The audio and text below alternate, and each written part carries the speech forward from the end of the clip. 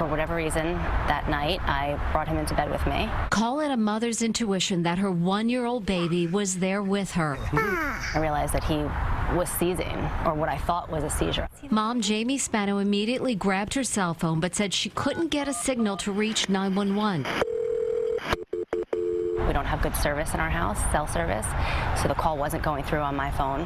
Having just moved into their home, they didn't have a landline yet. Her husband tried from his cell too. My father was looking for pre-arrival instructions, but I don't know from where he went. I was trying to transfer him. And the operator had a question about the address. What's the street name again? Confusion that could have cost critical minutes. But once the mom got through, she knew exactly what to do. Yonkers 911, where's your emergency? I'm in the ambulance in 76 Road. I actually was connected to Yonkers 911 before my husband's.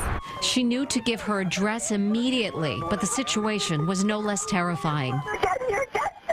I believed my son was dying in my arms. It was awful. This is a critical lesson for anyone calling 911 from a cell phone.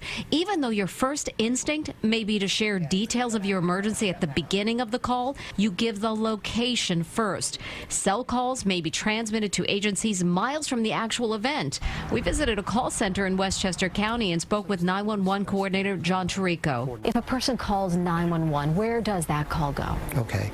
A cell call that is originated for 911 will go to the state police in Hawthorne, and they would transfer it to the proper jurisdiction.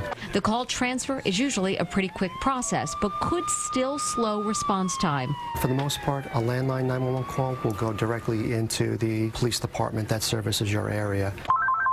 But fewer and fewer people have landlines. 60 to 70% of the 911 calls that are made now are cell.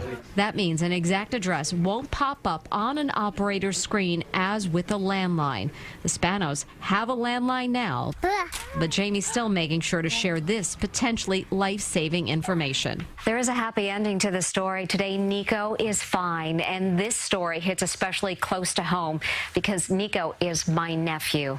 And during this emergency, his mom was also clever enough to trip her security alarm to get help there faster. A great backup. Mary Calvi, CBS 2 News.